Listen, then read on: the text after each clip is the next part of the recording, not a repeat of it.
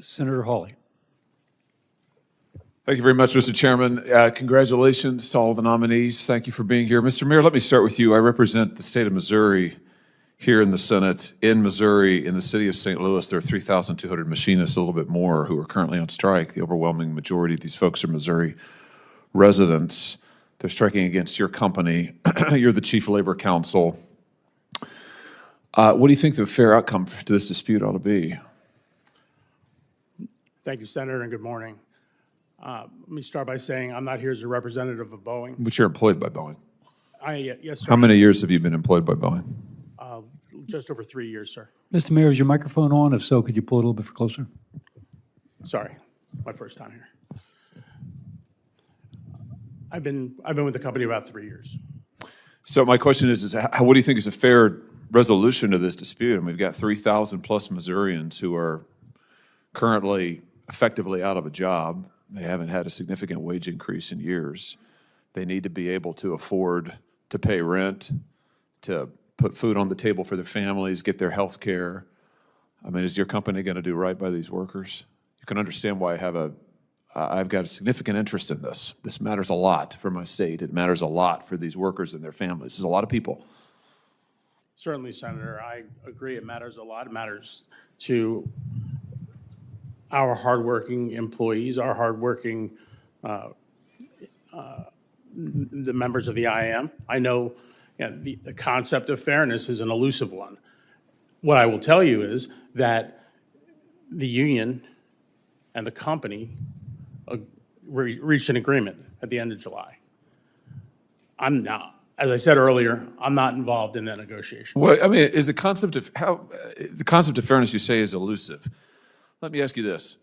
In 2024, David Calhoun, that wasn't a question, I'm just quoting you. In 2024, David Calhoun, who's your executive at the time, got $32.8 million in compensation in a year. $32.8 million. That was a 45% increase over the previous year. At that point in time, your planes were literally falling out of the sky in pieces, and you weren't paying your workers. Is that fair? Senator, I'm not in a position to comment on executive compensation. Well, you're the chief labor counsel. I am the chief labor counsel. Were you involved in the settling the machinist strike in Seattle, I think it was? Yes, Senator, I was involved in that negotiation. Okay. Do you remember what the contract was you finally gave the Seattle machinists? I remember parts of it. I can't. Wage increase, 38% general wage increase over 4 years, plus the option of a $12,000 one-time ratification bonus or a $7,000 ratification bonus and a $5,000 401k contribution. Does that sound roughly correct? That sounds roughly correct. Okay. Why wouldn't you just do that for the folks in St. Louis? Senator, every negotiation is different. Well, plainly so, because what you're offering to my constituents is a fraction of that, and I guess I just don't understand why. I mean, is it that they're In a tense Senate hearing, Senator Josh Hawley presses Boeing's chief labor counsel over 3,200 Missouri machinists on strike while executives earn tens of millions. In a tense Senate hearing, Senator Josh Hawley presses Boeing's chief labor counsel over 3,200 Missouri machinists on strike while executives earn tens of millions. Is this corporate fairness or double standards? In this video, we break down the fiery exchange, the wage gap between Missouri and Seattle workers, and what this could mean for labor negotiations nationwide. About the folks in Missouri? It's not a question of difference about the folks in Missouri. It's a question about. You just said a minute ago fairness is elusive. I mean, it does seem to be elusive for the Missouri strikers. Senator, fairness is a matter of what the parties ultimately agree to.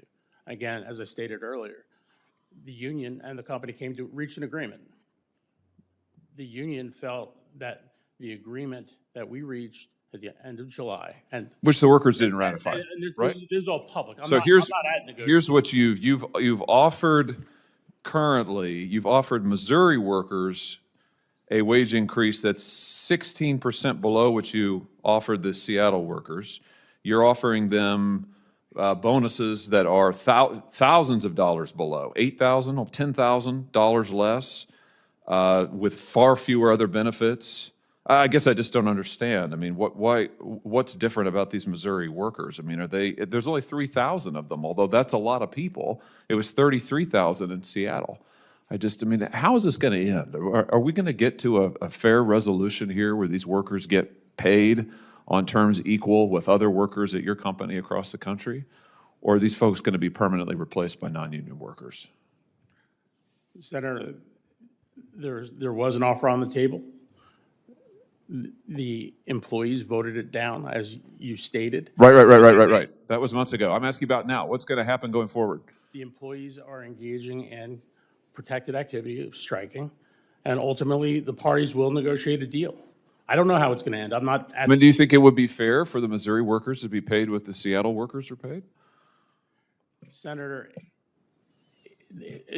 there are a number of factors that come into play with how employees are paid and the general. My time has expired, Mr. Mayor. I'll have more questions for you. I have to tell you, with 3,000 plus members of residents in my state on strike, unable to work, unable to get health care, while your CEO is getting paid $30-some million, that fairness may be elusive, but that doesn't look like fairness to me. Thank you, Mr. Chairman. If you enjoy this breakdown, please don't forget to like, comment, and subscribe for more political breakdown.